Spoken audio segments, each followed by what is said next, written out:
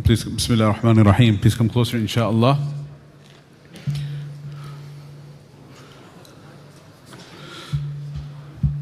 It's a very blessed time. قَبْلَ طُلُوعِ الشَّمْسِ وَقَبْلَ غُرُوبِهَا. Before the rising of the sun and before the setting of the sun. سَبِّحْ بِحَمْدِ رَبِّكَ قَبْلَ طُلُوعِ الشَّمْسِ وَقَبْلَ غُرُوبِهَا وَمِنْ آنَاءِ اللَّيْلِ فَسَبِّحْ. So those are the regulars of the last few days. Alhamdulillah, we have been covering some aphorisms or statements of wisdom, hikam, from Ibn Ata al-Askandari rahmatullah alayh. We were doing different topics, and then one day I started this, and then the brothers wanted to continue with it.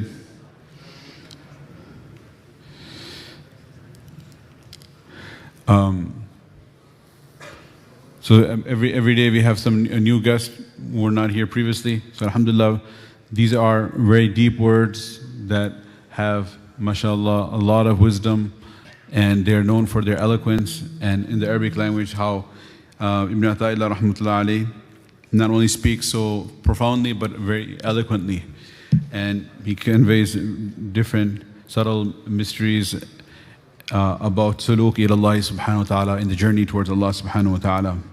So we were on number 12, right? So we did number 11, and if you just do a quick review of the 11, that will take about at least another half hour. So we will just start with number 12, and those who are genuinely interested, then the recordings are available online.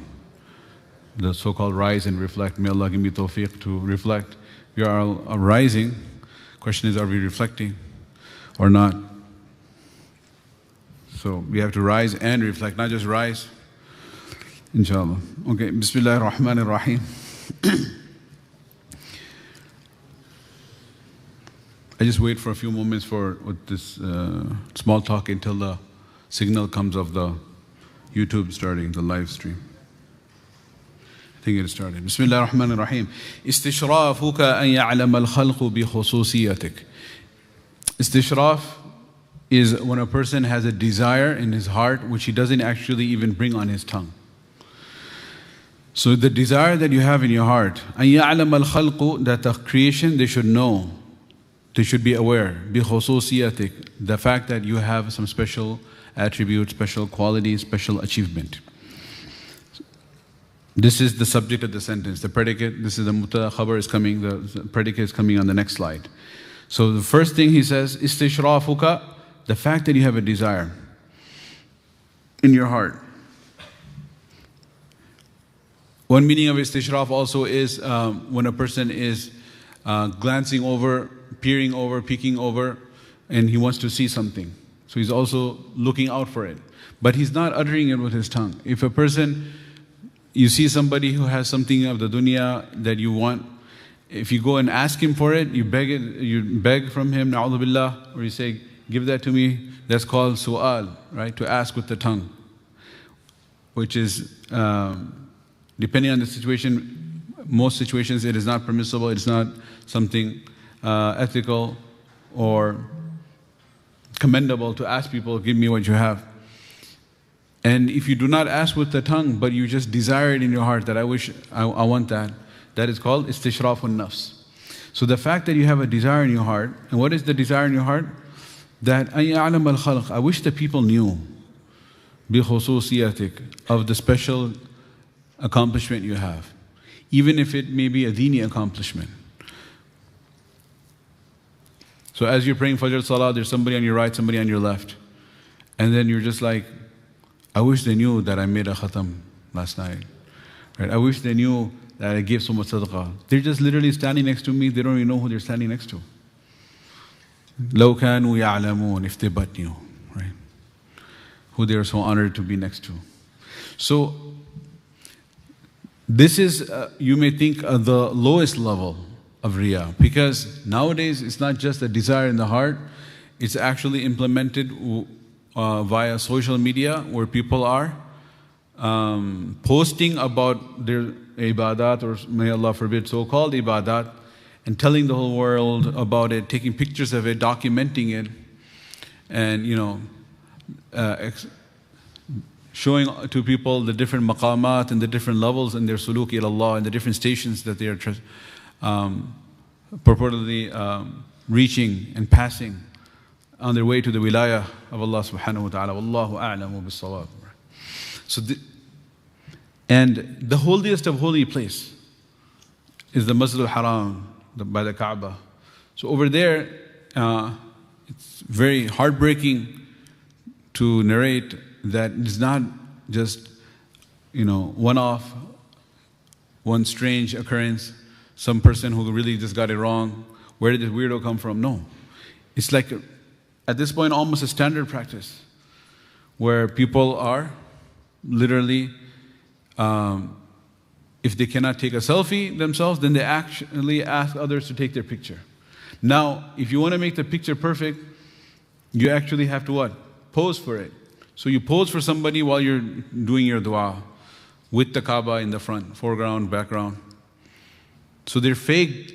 There's the whole fake dua, the fake prayer, the fake tawaf, the fake everything for the sake of the camera, for the sake of posting it. These are not some vloggers or somebody who are, monetization of their channel and want to make money off of it, professional YouTubers or something. This is just random ummatis of this day and age. So this is what it has come to.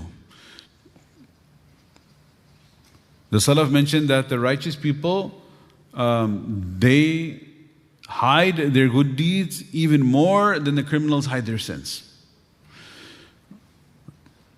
Nowadays, this whole example doesn't even make sense because criminals don't hide their sins. Criminals go ahead and expose themselves. This is called a mujahir with a ra. Nabi sallallahu, not the mujahid with a dal. Nabi sallallahu alayhi wa sallam said, Allah subhanahu wa ta'ala forgives every sinner. In Allah yaghfiru, Allah forgives every sinner, illa al-mujahir. So the Sahaba said, وَمَا الْمُجَاهِرُ Ya Rasulullah, who is the mujahir? It comes from the word jahrun. Like the jahri prayers, the loud prayers when the Imam recites loudly, and the sirri prayers, sirrun is secret, when the Imam recites softly. So Dhuhr and Asr are sirri, and Fajr, Maghrib and Isha are jahri. And Tarawih is what? Jahri. If it was sirri, it would be a lot of people falling down, maybe. Okay. So,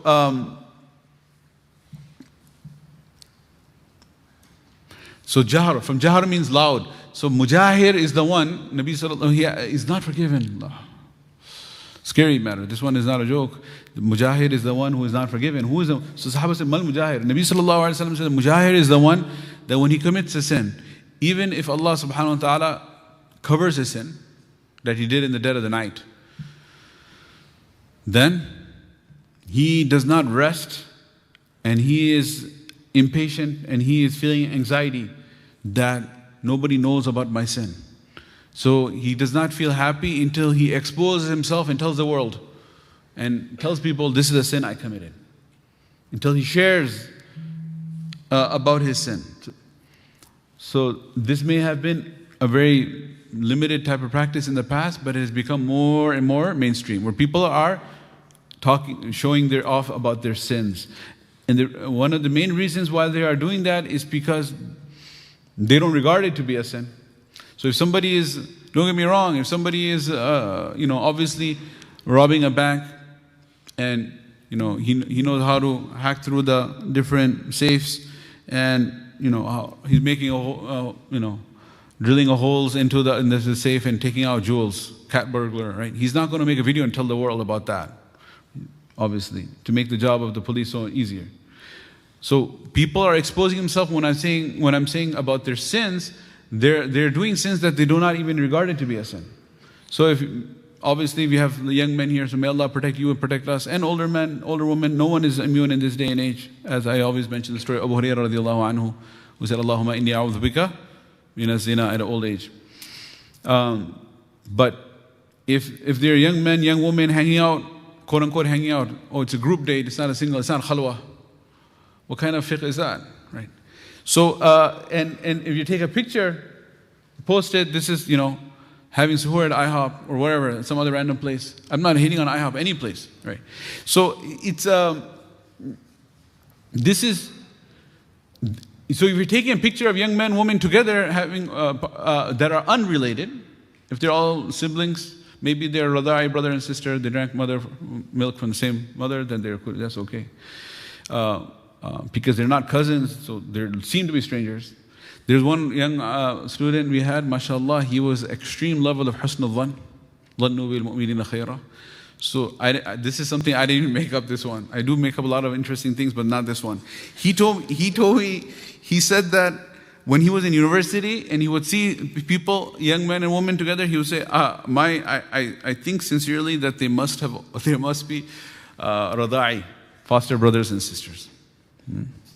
The students who are laughing here, this was a University of Illinois Chicago student who used to come study here. His name is Yusuf Wolf. Can you believe that? Your teacher. Now he's a Maulana. He said that when he was a student, he used to come in the warehouse days. He said, this is what I think. Subhanallah. That's why he had husn al-dhan about all of you guys. If he had husn al-dhan, he'll give you the exam and he'll say that, inshallah, you won't cheat, right? He just walks out. So this is how husn al-dhan Maulana Yusuf had. May Allah Ta'ala make it reality. But a lot of the times, so what happens is we take a picture and we post it. So we are exposing our sins and exposing our good deeds. So we are pushing and telling the world, we are informing everybody that this is what I'm doing. Over here, he says, not that you're going out of your way to tell people, but if you just have this desire in your heart, I wish people knew how much tahajjud I prayed today, how much khatam I did, how much sadaqah I gave, what am I doing? And having this desire, what is this? This is dalilun, it's an evidence, irrefutable evidence, ala adami sidqika fi ubudiyatik, that you have absolutely no sincerity in your worship. Is a proof of insincerity in your servanthood. Ubudiyah, it matches with khususiyah, to make the qafiyah, to make it rhyme. He says, استشرافك أن يعلم الخلق بخصوصيتك is دليل على عدم صدقك في عبوديتك. The fact that you have a desire that people should know about what I'm accomplished is in of itself a proof of insincerity in your servanthood. Because the one who is truly sincere, he does not care about people's happiness, nor does he care about people's anger or displeasure. He does not care about people praising him. He does not care about people attacking him. The only thing he cares about is the pleasure of Allah subhanahu wa ta'ala, and everyone else's opinion is inconsequential. Does not make a difference whatsoever. So that is the reality of ikhlas. And that is something which is required. وَمَا أُمِرُوا إِلَّا لِيَعْبُدُوا اللَّهَ مُخْلِصِينَ لَهُ الدِّينَ حُنَفَاءَ وَيُقِيمُوا الصَّلَاةَ وَيُؤْتُوا الزَّكَاةَ وَذَلِكَ دِينُ الْقَيِّمَةِ. You have been commanded, there's nothing else you have been commanded to do but to have ikhlas in your deen. إِلَّا لِيَعْبُدُوا اللَّهَ مُخْلِصِينَ. With ikhlas. Nabi sallallahu alayhi wa sallam advised his beloved Mu'adh ibn Jabal, the one he said, Wallahi inni la uhibbuka ya Mu'adh, I swear by Allah, verily I love you, O Mu'adh. He said, أخلص دينك يكفيك العمل القليل. Develop ikhlas and sincerity in your actions, and then amalul qalilu, little amal will be sufficient for your guidance, sufficient for your salvation. يكفيك العمل القليل. So we have to have sincerity.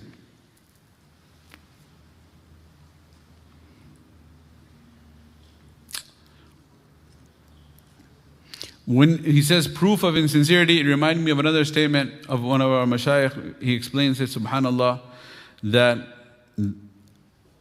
is also something that is very thought-provoking.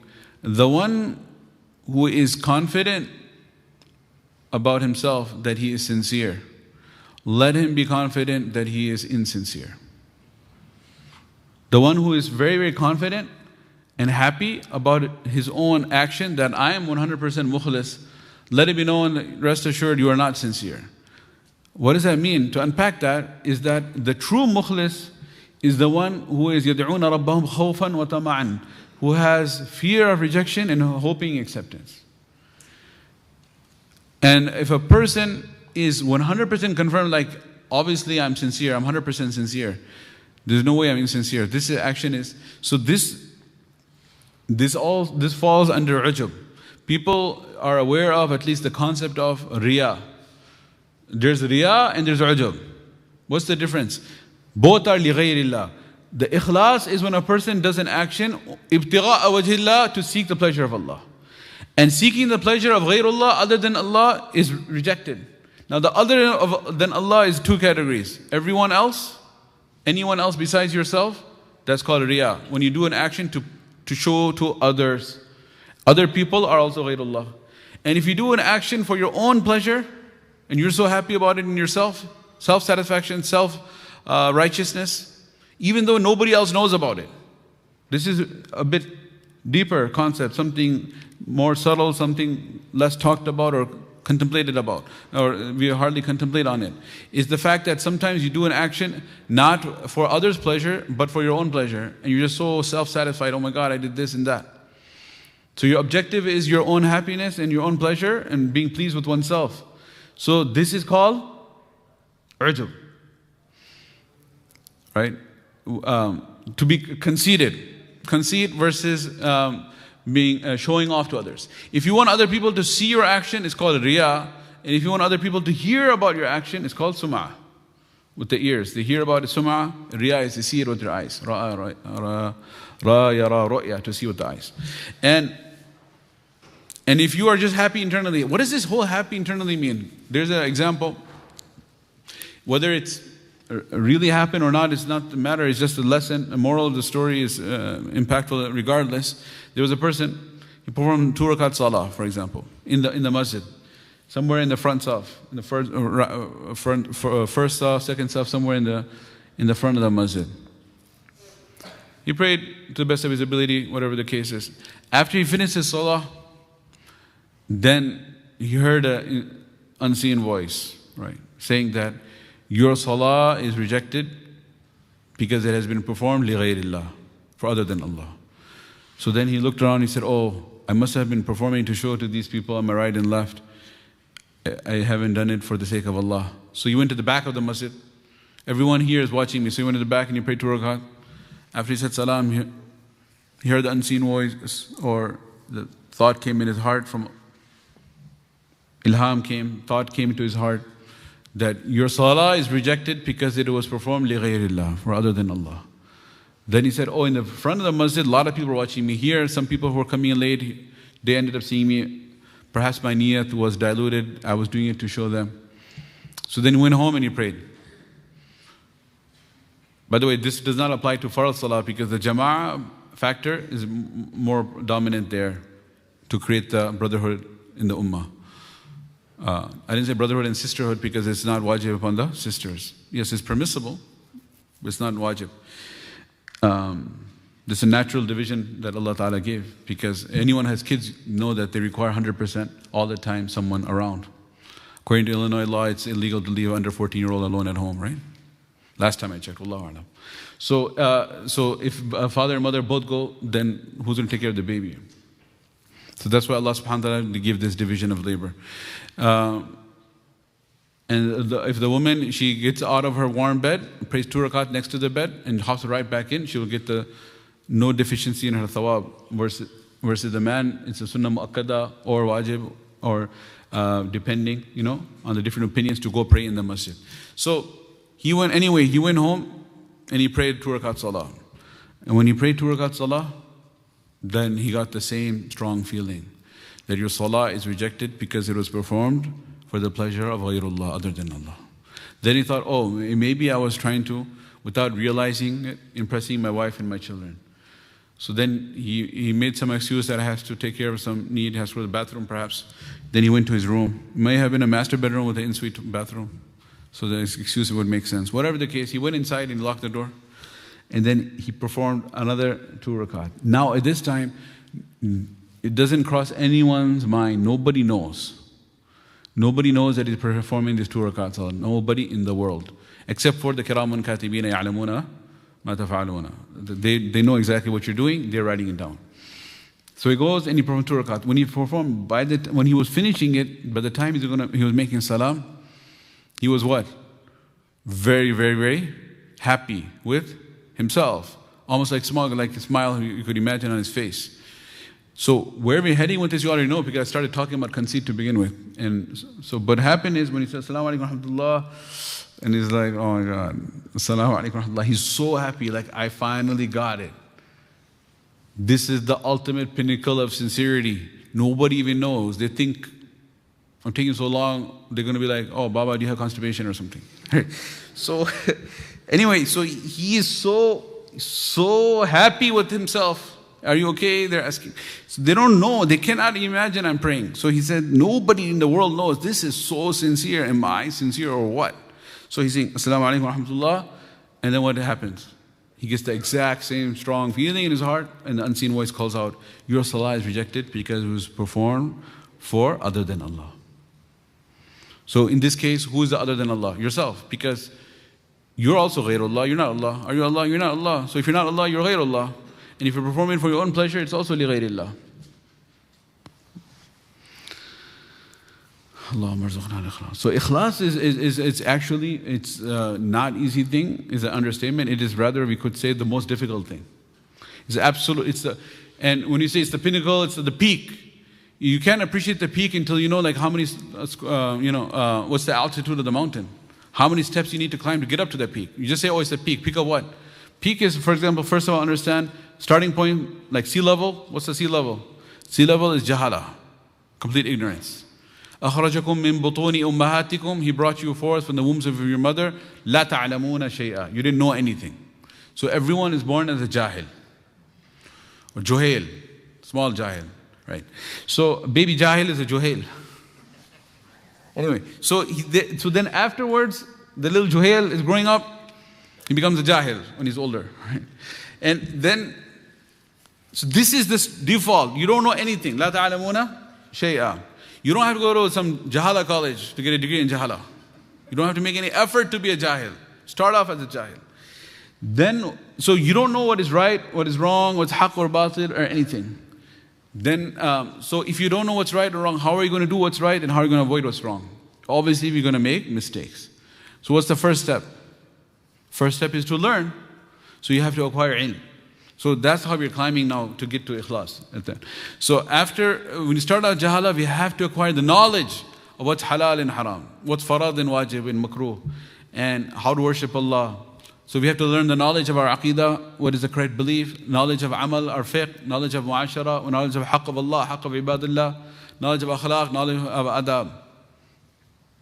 Akhlaq and adab, what's the difference? Akhlaq is internal, adab is external.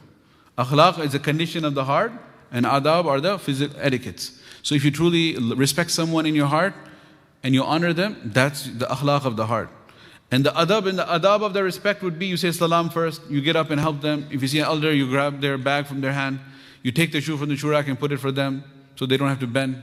That's the adab, right? So the external dimension is the adab, etiquettes. And the internal condition of the heart is the akhlaq. So these are terms that we use all the time, but it's important to know the distinction. A mu'min has akhlaq and adab, right? The fasiq has akhlaq but may have deficiency in adab, and the munafiq has all the adab but he has deficiency in the akhlaq. So munafiq, a hypocrite, really the best higher level hypocrite who's really good at his job, he's a mole, he's an agent for some agency, he will have all the adab. Externally he's going to act very, very pious. He's the most punctual in the prayer and everything. But he doesn't have akhlaq. Forget about sifat, he doesn't have iman. So he has external dimension, he's missing the internal dimension. That's a munafiq, hypocrite. And the fasiq is, or the sinner, the one who is the one who has good akhlaq in his heart. He's a well-meaning guy, but he never learned. Like the Arab of Surah Al-Hujurat. They wanted to learn from Rasulullah sallallahu alaihi wasallam, but they didn't know. They came and they knocked loudly on his door and said, Ya Muhammad, ukhrij ilayna, oh Muhammad, come out. And they didn't wait for Nabi sallallahu alaihi wasallam to come out, and Allah taught them in Surah Al-Hujurat. Anyway, so we are jahil and then we have to acquire ilm, right? So that's the second level. And then after we acquire ilm, then if you know everything, what's right and wrong, is that sufficient? What do you think? No, if there's something beyond ilm, what's that? The lam and the mim, you turn it around, ilm becomes amal. So the ilm has to translate into amal. What's ma'loom must become ma'mul. What you know, you have to practice. What you learn in the letters, ma fi nuqush, has to become ma fi nufus, right? What are in the letters has to come into the nafs. What you read, what's the theory has to become practical. So that's the third stage, amal. You have to practice. Practice comes after knowledge, because without knowledge, the practice will be wrong, right? So it's a very logical sequence. So we learn ilm, then we make amal. Now after we make amal, then for that amal to be accepted in the court of Allah Ta'ala, we have to have what? Ikhlas. So the level of ikhlas comes after that. And then if the ikhlas is there, a person somehow, through the mercy of Allah, reached a level where he has ikhlas and sincerity in his action, is now the game over? No. Because the ikhlas can be snatched away, the niyyah can change at any time. Because we still have shaitan out there, we still have the nafs, we have evil environment, evil friends. So after a person has ikhlas, what's beyond that? It's istiqamah on that ikhlas. To remain steadfast and consistent with that good intention. Because after a person has ikhlas, it doesn't mean he will die with ikhlas. It's a very scary concept, because Allah Ta'ala teaches us the dua, Rabbana. This was in the Fajr Qunut as well. I think so. There were a lot of du'as, mashallah. But one of them was, Rabbana la tuzigh qulubana.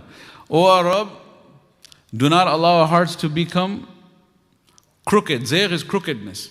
Ba'da idh hadaytana, after you have guided us. وَهَبْ لَنَا مِن لَدُنْكَ رَحْمَةً, grant us mercy from your side. إِنَّكَ أَنْتَ الْوَهَّابُ, you are the greatest giver. There are a lot of beautiful things in this dua, but the key point here, محل الاستشهاد, the point we're making is the one important word. Which word? Ba'da. Ba'da. The word ba'da is very key here. The Rabbana, O our Lord, la tuzigh qulubana, do not allow our hearts to become accursed, to become crooked in nature. Ba'da idh hadaytana, after you have guided us. And the significant lesson from this dua is the fact that Allah has taught us to seek protection from misguidance after guidance is in itself an evidence of the possibility of misguidance after guidance. Otherwise, if that would be impossible, the entire exercise of seeking protection from an impossible thing of misguidance after guidance would not be taught by Allah subhanahu wa ta'ala. So only reason He's teaching us to do seek protection from misguidance after guidance is because it is a distinct possibility. Right? That is a bit difficult to comprehend at first time you hear it.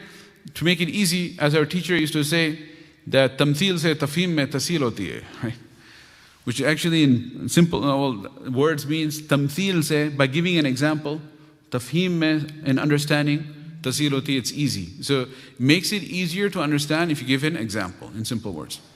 So the example is like if there are two fathers, they're making dua. One makes the dua that, oh Allah, I send my son to the Caribbean to become a Dr. Saab, and he's alone there. It's just him and the beaches. So, oh Allah, I'm paying all the money for his college. And I pray that he doesn't just party and drink and frolic on the beach with all kinds of, there's no Radai sisters out there, right? Anyway, with whoever, and he falls into sin and he fails, and all the money goes khasira dunya wal akhirah. So he's making dua. So we'll say this is a very smart father, he's concerned. And then there's another father who says that, oh Allah, I tucked my baby in the bed and I pray that he doesn't fly away to the moon. So you'll say maybe he's a loving father, but he's definitely a foolish father. He's seeking protection from that, which is not going to happen. If he makes dua for the safety of his child's iman, yes, he's a wise father. If he's making dua that for something that's not going to happen. So why is Allah Ta'ala going to teach us a foolish dua? No. He said, Rabbana la tuzigh qulubana, oh Allah, do not allow our hearts to become accursed after you have given us guidance. Means there is a possibility of misguidance after guidance. That's why He's telling you to seek protection from that. Does the example make it easier to understand what I was saying earlier? The fact that Allah is teaching us to seek protection from misguidance after guidance is in of itself a distinct dalil of the possibility of misguidance after guidance. This is the same statement I said earlier. It may make more sense after the crazy example. So, this is something to be aware of, right? And everybody knows the hadith, إِنَّمَا الْأَعْمَالُ بِالنِّيَّاتِ. That's on the beginning side. But there's also إِنَّمَا الْأَعْمَالُ بِالْخَوَاتِيمِ on the ending side. So the foundation of the amal is on niyyah. We have the sincere niyyah. And the foundation of the amal which actually counts is the khatima, how you end. Husnul khatima, having a good ending is important. It's not just important, that's all that matters in fact. It's the most vital thing, the ending. Al-i'tibaru bil khawatim. Allah Ta'ala, what counts is the ending. Allah Ta'ala doesn't just say, man amila salihan. He does say that too.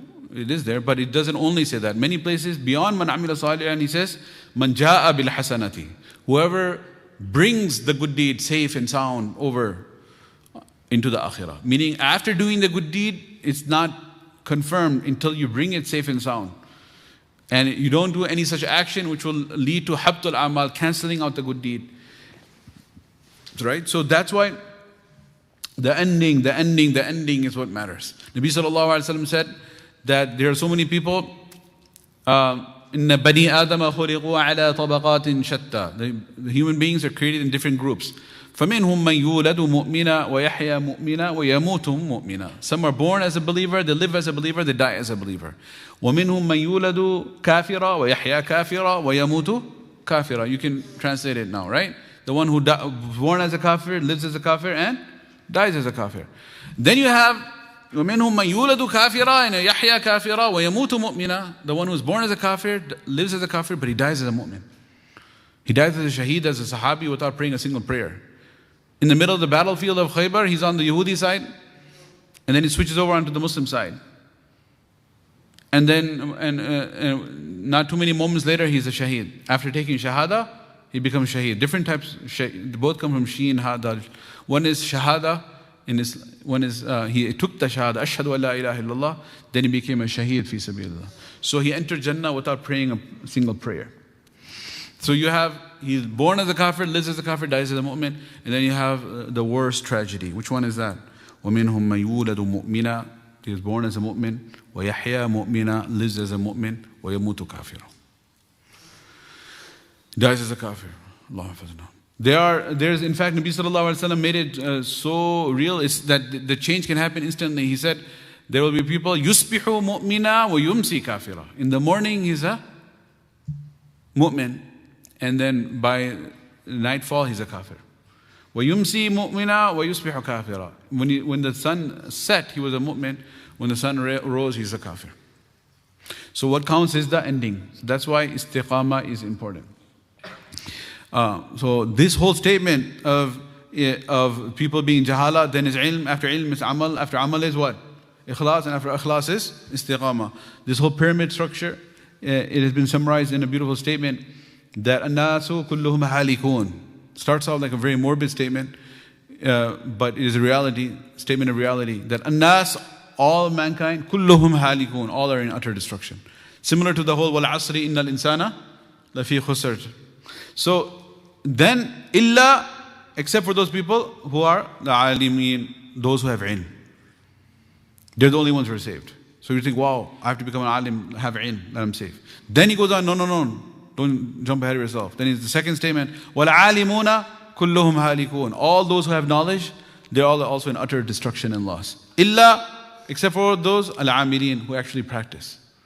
Okay, subhanAllah, I have to have ilm and amal. Then he goes, وَالْعَامِلُونَ, those who are practicing, كُلُّهُمْ هَالِكُونَ. They're all headed towards destruction. Illa al-mukhlisin, except for those who have sincerity.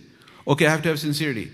That's it, then I'm good. So basically I have to acquire knowledge of deen. Based on the knowledge I acquire, I have to practice, make amal. And that practice, I develop ikhlas and sincerity. Then I'm good to go.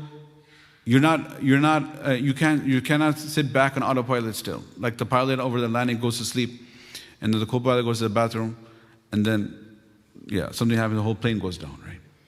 No, you cannot relax. Because then the final statement is, you're going to think, is this whole kullum halikun, when is this ending? It's like a recurring nightmare. So it's annas kullum halikun, then amilun, those who are alimun, they're also halikun. Amilun are halikun. Then mukhlisun. He doesn't say mukhlisun kullum halikun. Alhamdulillah. He doesn't say that. What does he say? The ulama say, the mashayikh said, وَالْمُخْلِصُونَ عَلَى خَطَرٍ عَظِيمٍ. And those who have ikhlas, they're in a very, very dangerous position. They have to be ever watchful. Watchful about what? The niyyah should not change. So being watchful over the niyyah to ensure it doesn't change, what is that? And continually being watching, continually doing muraqabah of that, being contemplating, meditating over one's intention and correcting and saying astaghfirullah wa atubu ilayh for any deficiency. That continual state has to be there till the end. That is called istiqamah. That's why they say al-istiqamah fawqa al-fakarama. It is more difficult than achieving 1,000 karamat. So the thing, this is when I'm talking about these high level things, it's so, I feel hypocritical, like this is something like I've mastered. Absolutely not. I'm just sharing the theory that I heard from the Akabir. The haqiqat of it, as I say, like we're so far away from it. There's one problem I don't have. I have a lot of problems. It's not like I believe I have all these things. I'm sharing with you. It's just, this is the theory. The niyat is what? May Allah give me and you and all of us the reality of this.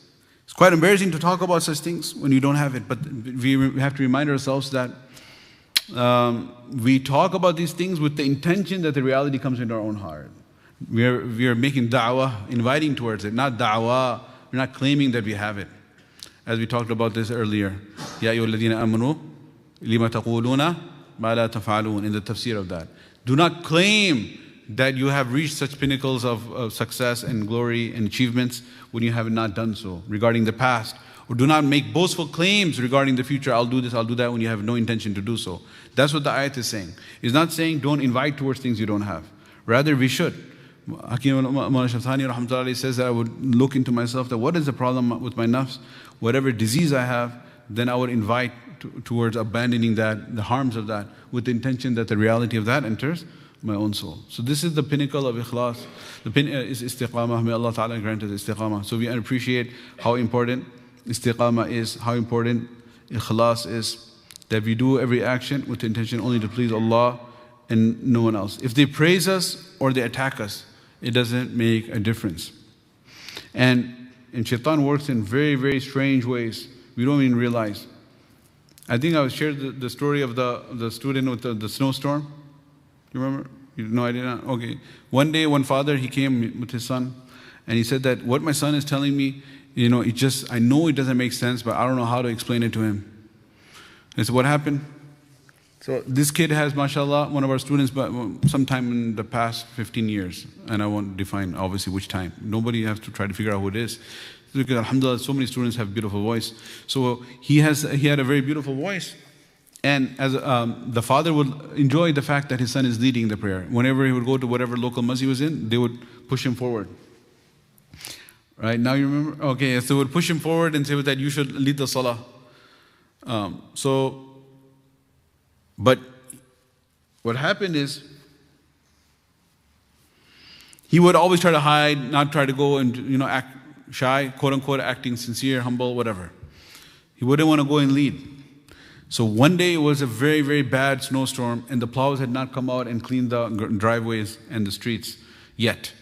So people had to, whoever's going to come for Fajr was going to have to shovel the snow and clean their windshield if they don't have a garage to come to the masjid. So they ended up coming on time. There were very few people there. Most of the people were whoever was going to show up, mashallah, despite the weather conditions, was going to be late. So he couldn't hide because there were so few people, and then the people in the masjid pushed him forward to lead the salah. Mashallah, his beautiful voice. But what happened is, he led an extremely short prayer.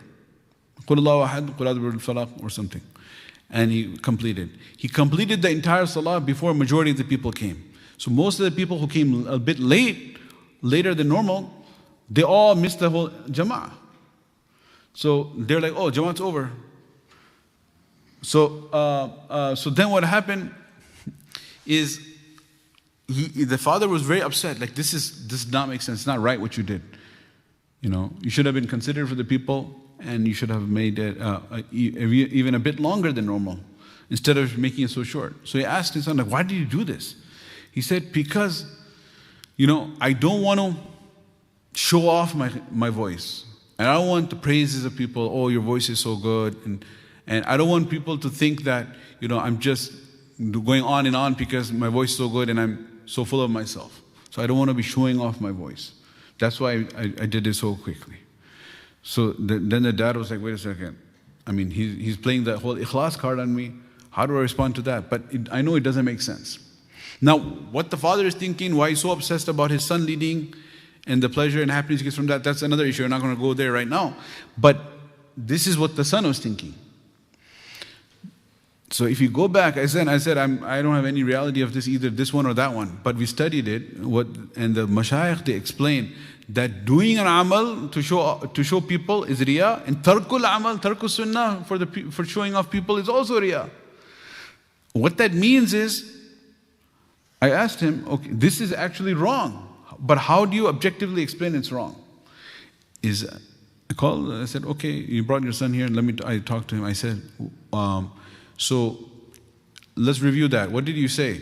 If you read long, according to the sunnah of Nabi sallallahu alaihi wasallam, for Fajr it's supposed to be long. The tiwal al-mufassal, the long surahs in Fajr, and the shorter surahs for Maghrib, and the medium surahs for Isha, right?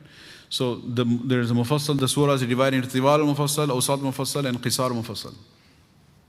So anyway, the sunnah of Nabi sallallahu alaihi wasallam is recite long. Like yesterday in Fajr, so Alif Lam Mim Sajda and Surah Dahr is a sunnah of Nabi sallallahu alaihi wasallam. He would recite these surahs in the Fajr of Fridays.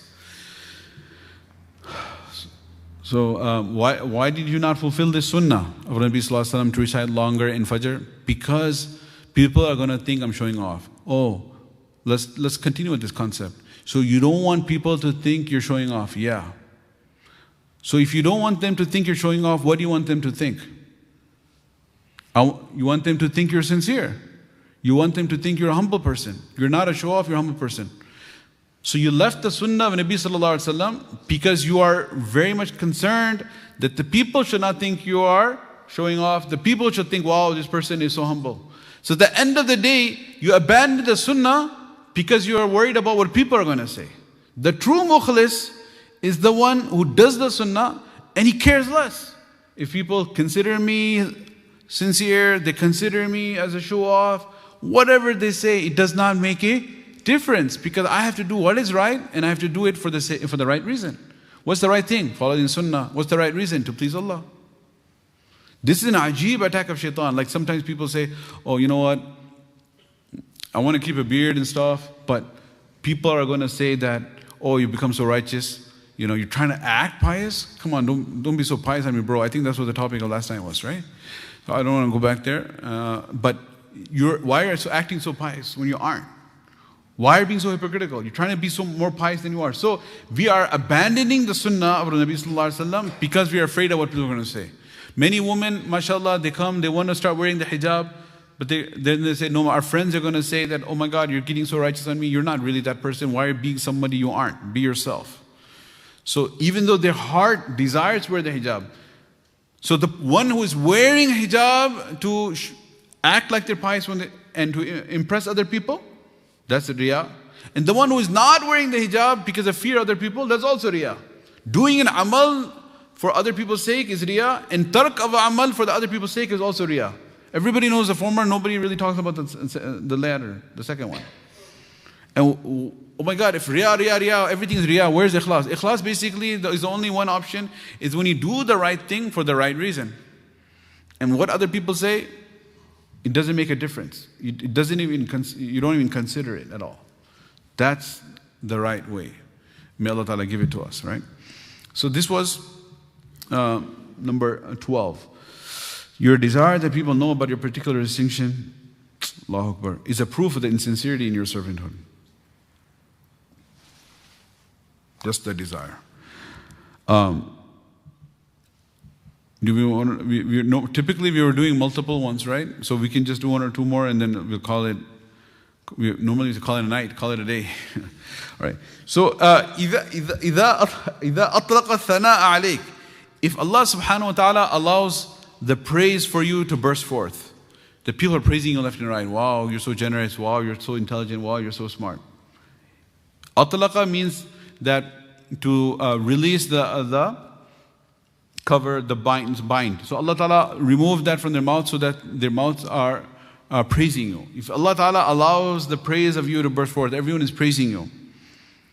وَلَسْتَ بِأَهْلٍ, and you know in your heart of your hearts that you do not deserve it.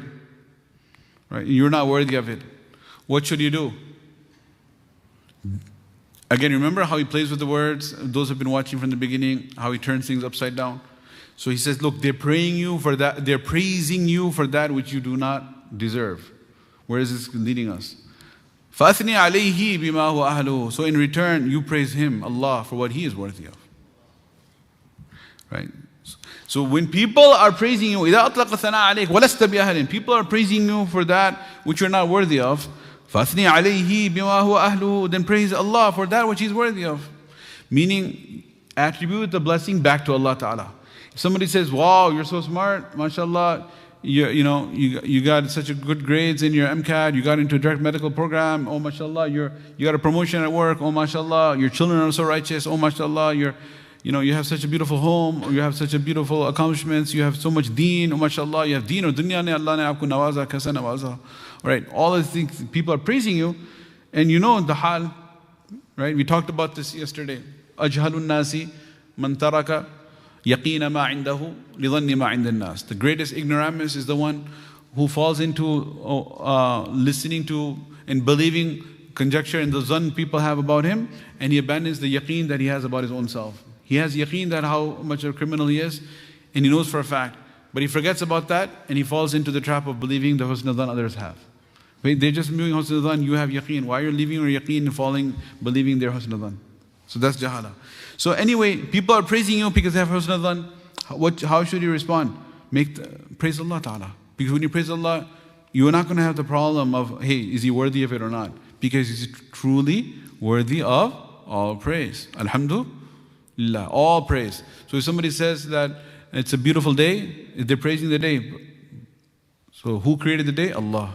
And they say a beautiful building, then human beings constructed the building. But who gave the intelligence to the architect, and the intelligence and the mind to the structural engineer and the calligrapher and those who made these things? Allah. So directly or indirectly, all praises are for Allah. So فَأَثْنِي عَلَيْهِ, praise Him for that which He is worthy of.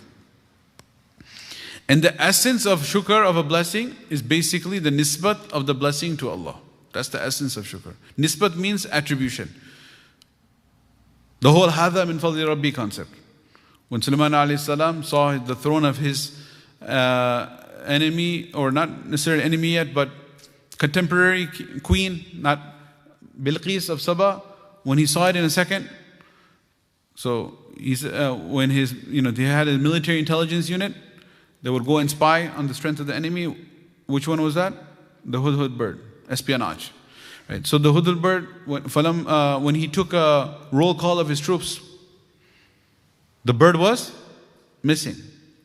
Did not report to duty when they were called. What did he say? Mali ala ara al-hudhud. Why don't I see the hudhud bird? Why aren't you here? Why isn't, well, she can't say you because second person. The bird was not there. Why is he here? Mali ala am kana min al-ghaibin, is absent. He was in big trouble. You know what he said? لَأُعَذِّبَنَّهُ عَذَابًا شَدِيدًا. This is not Allah. This is Allah narrating his statement. لَأُعَذِّبَنَّهُ عَذَابًا شَدِيدًا. I will give him a severe torment. أو لَأَذْبَحَنَّهُ, or I'll slaughter him. Zabah, 100% zabiha. Alright, not 99%. You don't want to eat 90% zabiha. You have to make sure it's 100%, whatever that means. Like, what in the world does that mean? It's either zabiha or not.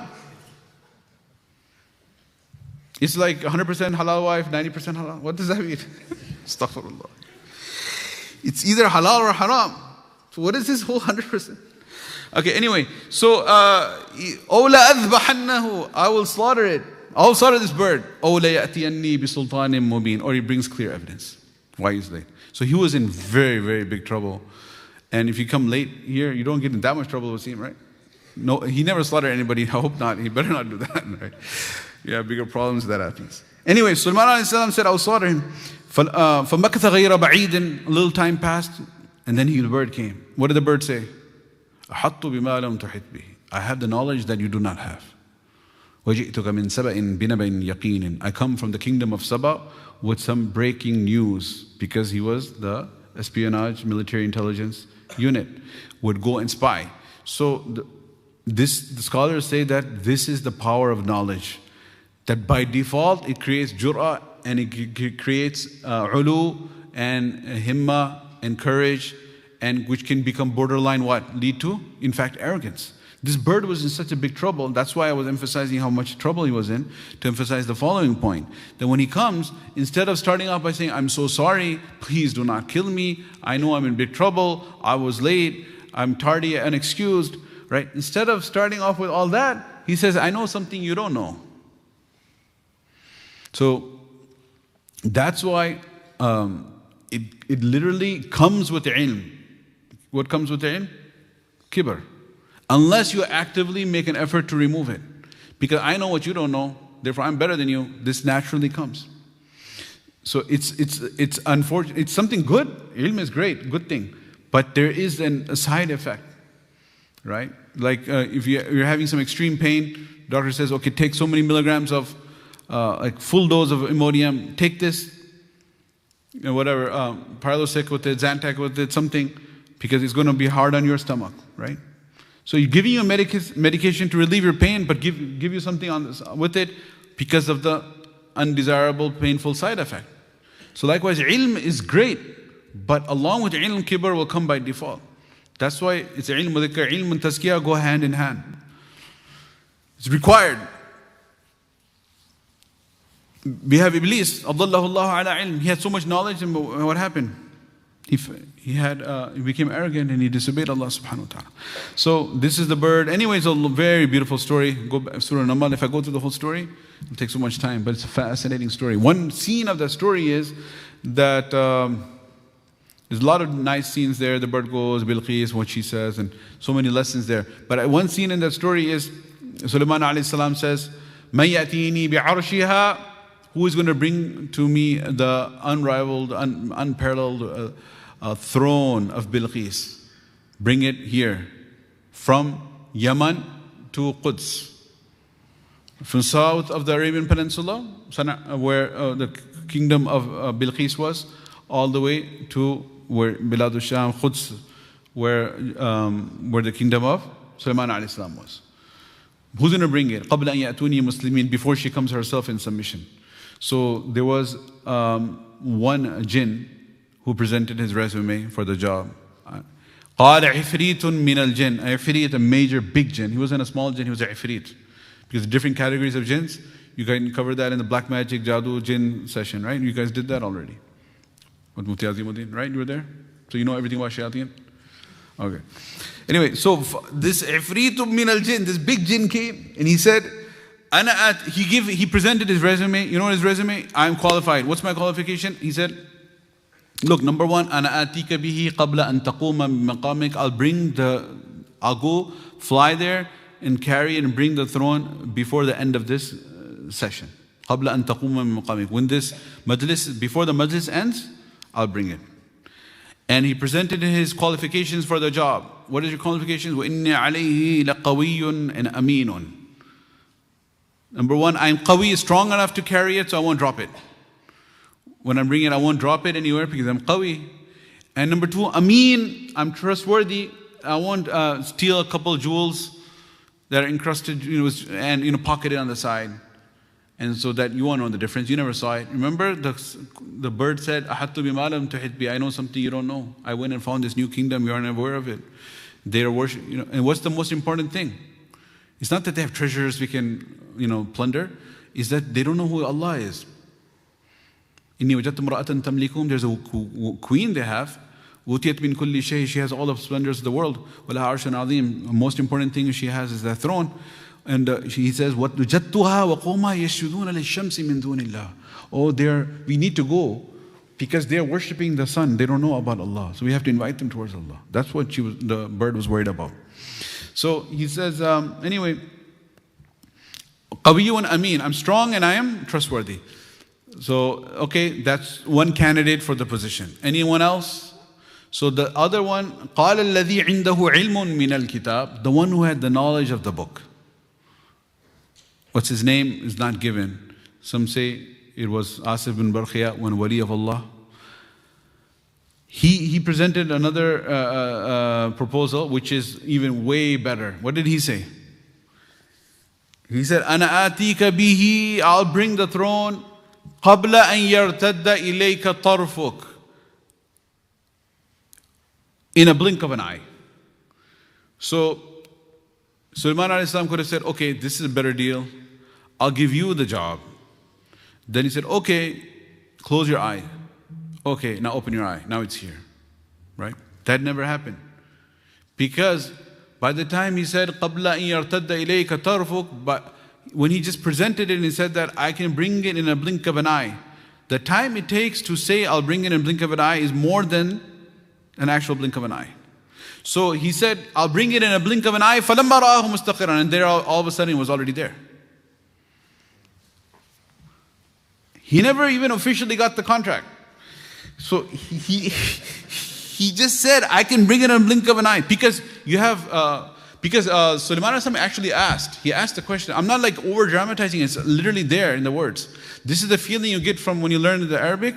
This is how it speaks to you, the Quran. Because Sulaiman put out it was a bid, like who's going to bid for it? He said, مَنْ يَأْتِينِي بِعَرْشِهَا. He asked the question. So this is not some extra dramatization.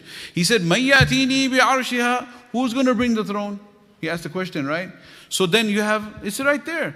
قال الذي, what did the first one say? قال إفريت من الجن. Big jinn said, okay, this is my proposal. I can bring it by the end of the thing. This is the best job I can do. And then he said, his resume, قوي أمين, his own qualifications. And then the قال الذي عنده علم من الكتاب, the one who had the knowledge of the book, he said, أنا آتيك به قبل أن يرتد إليك طرفك. I can bring in a blink of an eye. And then doesn't say that he got the job. And he just says, فَلَمَّا رَآهُ مُسْتَقِرًا عِنْدَهُ. Then he just saw that the throne was magically there. So what did we learn? This second one was faster than the former? No, it wasn't. The first one was physically moving that fast. The jinn was literally traveling. Like he was that fast, he would travel at that speed, pick it up and physically carry it. That's why he talks about قَوِيٌّ أَمِينٌ. This one was not a physically he wasn't so fast. This is what? Metaphysical. This was karamat involved. So he wasn't supersonic fast. Like sonic, boom, you can hear him breaking the sound barrier, right? He wasn't so fast. He was actually karama of Allah subhanahu wa ta'ala. So it was a divine intervention. And that's because he had the knowledge of the book, meaning he had the knowledge of Allah subhanahu wa ta'ala. So Allah ta'ala was helping him. This is a karama. فَلَمَّا رَاهُ مُسْتَقِرًا عِنْدَهُ. When he saw the throne right there, now, this is the opportunity for anyone else. You would be, the power that you have, that a member of your court can go and bring the throne in a second. It should fill you with power and greatness. Like, am I not the man? Right? I am the greatest king ever. You should have felt the greatness. So at this particular moment, what does he say? هَذَا مِن فَضْلِ رَبِّي. فَلَمَّا رَآهُ. When he saw the throne right there, he said, هَذَا مِن فَضْلِ رَبِّي. This is the fadl of my Lord. Right? So that's why in the Muslim lands, in big homes, big mansions, beautiful palaces and balconies, big stores, right? They have in calligraphy, it says what? هَذَا مِن فَضْلِ رَبِّي. This is from the fadl of my Lord. But whenever I'd go as a child, I would look at it in every different place I see it. But there's one thing that really, really troubles me.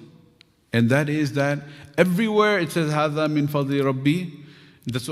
That's why I'm into calligraphy, and there's a story behind all the calligraphy in the masjid, what each thing represents and everything, and why it was placed, and when we selected it, when we were building the masjid. The biggest thing that always bothers me is that it's the truth, but it's not the complete truth. There's the most important part. No single calligrapher ever completes the ayah. They just stop هَذَا مِن فَضْلِ رَبِّي. There's a lam after that. Li. This is the fadl of my Lord. To what? The purpose. Illah. لِيَبْلُوَنِي. To test me. أَأَشْكُرُ أَمْ أَكْفُرُ. Will I be grateful for the blessing or I'll be ungrateful for the blessing? I have never in my life, east to west, seen in any calligraphy the whole ayah. They always stop. هَذَا مِن فَضْلِ رَبِّي. That's it. So let's enjoy. No, the purpose is لِيَبْلُوَنِي. To test me. أَشْكُرُ أَمْ أَكْفُرُ. Will I be thankful or I'll be unthankful? Now he gives the conclusion. It still goes on. What is after that? وَمَنْ شَكَرَ فَإِنَّمَا يَشْكُرُ لِنَفْسِهِ. If I will be thankful, then it's for my own benefit. I'm not going to increase Allah's might. وَمَنْ كَفَرَ. If I'm ungrateful, then it will not hurt Allah, because Allah Ta'ala is ghaniyun. He is worthy, He is beyond rich. He is independent of His creation. He is Kareem. He is Hamid. He is worthy of all praise. He's not going to be harmed. This is where you have the ayah ending. This ayah ending was taught to us by Rasulullah. So this is the essence of shukr, is to nisbat, attribute the blessing back to Allah subhanahu wa ta'ala. In the morning du'as that Hussein Abid, hafidhahullah wa ra'ahu, recited so beautifully, is the dua that Nabi Sallallahu Alaihi Wasallam taught us.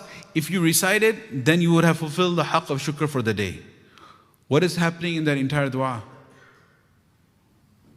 It's all about nisbat. Allahumma ma asbaha bi min ni'matin. Oh Allah, whatever blessing I enjoyed today. Oh bi ahadin min khalqik, or any one of your creation enjoyed today. Faminka, it is from you. Could have been full stop, period. As period in American English, full stop in British English. Faminka, it's from you. But then there's ta'keed, emphasis. Wahdaka, you alone. Okay, I got it. No, it's not enough. La sharika lak, and you have no partner. Falaka alhamdu, so therefore all praise belongs to you. Walaka shukru, and all thanks belongs to you. So if you attribute the blessing back to Allah, that is the way that we truly make shukr. So no matter how much greatness you reach, you can remain the humblest. Like Nabi Sallallahu Alaihi Wasallam was the greatest human being, it was the humblest human being. We talked about this in a more philosophical manner a few days ago. But one thing is that his greatness did not make him arrogant, because 100% he attributed that back to Allah subhanahu wa ta'ala. Right? And sometimes people say that, you know what, if I'm supposed to consider myself not better than others, how do I resolve this? Doesn't make sense, because in quantifiable terms I'm more blessed than they are. So am I supposed to reject the reality that I'm better? No, you make nisbat of that to Allah subhanahu wa ta'ala. And because it came from Allah, that also means that Allah ta'ala could take it from you and give it to Him anytime. And you don't know what the ending is. So therefore, you leave it to Allah subhanahu wa ta'ala. Allah knows best. Like, for example, you are praying tahajjud and you are praying fajr and in jama'ah, and you're in itikaf, and somebody else is wasting their time not wasting time, actively involved in sin. So you're not supposed to consider yourself more pious than them? No, then you'll say, well, make up your mind. What I'm doing is a good deed or a bad deed? It's a good deed. What he's doing is a sin or not? In fact, it's a sin. I'm doing a good deed, he's doing a sin. I'm in itikaf, he's in a casino. But I'm still not better than him. You can't have it both ways, man. So how do you respond to that? You'll say, in the present, yes, your action is pleasing to Allah, and his action apparently is pleasing to Allah. His action is apparently displeasing to Allah. But the tawfiq you had is from Allah. You never know who's going to die in which condition first, and who's going to die in which condition. And what counts is the ending. Right? So therefore, currently in the moment you are on the right path, it seems like, and he's potentially on the wrong path. But there are many people who are on the mimbar and mihrab, the zina and the adorning it, and then they ended up dying in the dens of vice. And many from the dens of vice, Allah Ta'ala gave them hidayah, and they came and became murshid and guide people toward the right path. Hadi. So you don't know how you're going to die. Right? In the saviors of the Islamic spirit, the Rijal al-Fikri wa Da'wah, Shaykh Abul Hasan al-Nadwi rahmatullah alayhi, he mentioned the story of Jamaludin, Shaykh Jamaludin. Right? I think I'll conclude with the story, because then it will become too long. But this is so profound, subhanallah. When the Mongols, they came, right? They were destroying the Muslim lands. They were killing the people. They were plundering the cities. They're erecting towers. Towers of skulls. Towers of skulls. Burning the cities down. Burning the libraries. Throwing the books into the water. The Dajjal became black with the ink. Then it became red with the blood. Right? In Baghdad. Madinatul Salam. We have in the library. Tarikhu Madinatul Salam. The history of the city of peace. Peace, which Madinatul Salam is this? Baghdad. It was called the Madinatul Salam. So there were many conquerors that have come. They were worse than the Crusaders. I mean, the Crusaders were so bad, but worse than Crusaders were the Mongols. Completely, ajib. Heartless. No purpose. Call everyone out of the city and say that, show us your hidden treasure, show us all your wealth, give us everything, and then we'll think about what we can do with you. After they give everything, in a line, young men, women, children, old, everyone slaughtered, for no purpose. Like they didn't even care for the dunya. Like if you keep them, tax them, enslave them, make them work, give money, taxation to the central government, loot them. No, just killing for the sake of killing. It is mentioned that if one Mongol would come and there would be 10 able-bodied Muslim men, and he would say, all of you wait here. Nobody move, because I don't have my sword with me. I'm going to go get my sword, and then you all lay down, I'm going to slaughter all of you. Nobody would move. That's how terrified they were. Then he would come calmly, one by one, kill them all. Right? This is a horrific disaster on the Ummah. Right? Keep that. I mean, I can explain more, but I think it's sufficient to understand how terrible the time was. Mongols from the east and Crusaders from the west, right? On the Muslim lands. So then what happened? In this context, the prince, literally the son of the Mongol emperor, he was hunting in the jungle. And when he was hunting out in the jungle, he came upon this random Sufi, Zahid, Abid guy, Muslim. And he had with him his hunting dogs. So this Sheikh Jamaludin was roaming in the jungle, and he ended up going into the royal hunting area. You're not supposed to enter there. Inna likulli malakin himan. Every king has a hima, an area that's restricted. Violators will be prosecuted. This is the special zone where the king hunts. So he was caught there. By virtue of being there, he was already a criminal. So they brought him, they captured him, brought him in front of the king. And they said that this person was found in the royal hunting ground. What should we do with him? So the prince, he was not the king, he was a prince. The prince was just he was in a hunting mood, he was in a happy mood. He thought, let's have some fun, entertainment. So he asked that sheikh a very, very simple question. From his perspective, it was a no-brainer. So since his hunting dog was there, would go and sniff the prey, he asked him that, you think you're deserving of being here? Are you more worthy or my dog, my hunting dog? So it's a very simple question. He's supposed to say, who am I? What is my value? This is the royal hunting dog. It's far higher in rank than me. I'm not worth the dirt in its nose or something. He's supposed to say something like that. Or if he's completely stupid, he's going to say, I'm a human being, that's a dog, I'm better, and then die. Right? Probably he's going to die either way, anyway. So this is right. This is what the potential answer would be. But the Shaykh Jamaluddin, what he did is, he said something really strange. He said, actually, it depends. So then the king said, wait a second, what did you say? He said, if you really want me to answer your questions truthfully, I can't comment on that right now. I can't answer it 100% right now. He said, what in the world are you talking about? Why is this a difficult question? So he said, the thing of the matter is that, you know what? If I die with Iman, I'm better than your dog. However, if I die without Iman, your dog is better than me. So the king said, what? What is this Iman? He said, you know what? Since you didn't ask me, but I'll tell you something else additional to that. If you die with Iman, you are better than your dog. And if you die without Iman, your dog is better than you too. Oh my God. Now the king was like, really? But the thing with these kings is that the general theme about all these stories of the kings is that they're what? They're very bored, right? Because they have everything, the prince, he's just so bored with life. He's hunting and he's still not exciting. He's just sitting around in his palace. Most of these kings were very, very, very bored lives, right? So they're always looking for something intriguing, something to catch their fancy and attention, some type of entertainment, right? There's no YouTube, there's no any of this stuff, Netflix and all of that stuff, right? That's what people want, TikTok generation, right? There's no TikTok. So that's why this person actually caught his attention, like big time. So he said, wait a second, you're saying if I have Iman, I'm better than my dog. And if I heard you correctly, you said if I don't have Iman, did you really say that? My dog is better than me? Oh my God. What in the world is this Iman? What is this thing?